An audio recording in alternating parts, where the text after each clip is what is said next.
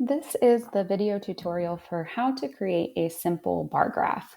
So you can see over here in our bar graph tab that this is not data that is copy and pasted from our mock data pull side or from our student information system. To create a bar graph, you are going to have to do some manual counts of data, and then you're going to have to create a table just like this. So for example, we have manually counted our newcomer numbers for each of the school years. And so I've made a table where over here on the left-hand side, these are all of my school years. And then these are my newcomer numbers for those corresponding school years. So again, to make a bar graph, you are going to have to do some manual counts and put those counts into a table. Then to make the bar graph, you are going to select just that table. So like this, and then you're going to go to Insert and Chart. Again, it's going to come up with what it thinks the chart that you're making is, but it's thinking that this is a histogram. Now be very careful because histograms and bar graphs do look very similar, but they are not the same. So I need to change my chart type because I do not want this to be a histogram. This is a bar chart.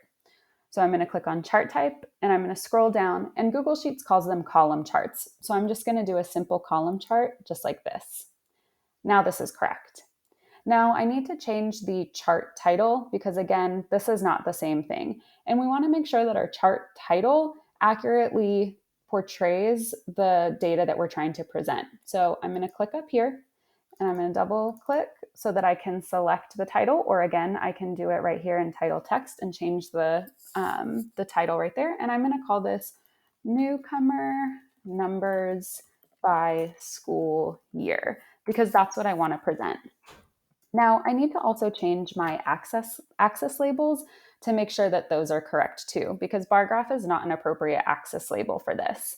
So I'm going to again double click right there, or I can change it over here. It will automatically open the horizontal axis title. And I'm going to call this one school year because that's what it is. These are my school years. And then over here on the vertical axis title, again, double click. It'll open it up over here, vertical axis title, or I can type it right here. And this is going to be number of newcomers. Now all of my titles are appropriate. Now, if you were making, again, multiple bar graphs and you wanted to compare by school site, you want to make sure that the scales are the same, because if you have one site that has significantly more newcomers, it might look a little funny to show the two bar graphs side by side if they're using different scales. That can be a little bit misleading. So to change the scale in a bar graph, you're going to go to Customize. You are going to go to Vertical Axis down here. And then you can set the minimum and the maximum. So if I wanted to do it, I would just type the minimum as 0, the maximum as 100, and then you'll see that the scale changes and the bar graphs have changed their sizes to match the new scale automatically. So again, this is only necessary if you're going to be using multiple bar graphs comparing the same data, for example, across different school sites. You want to make sure that the scales are consistent so that it's not misleading.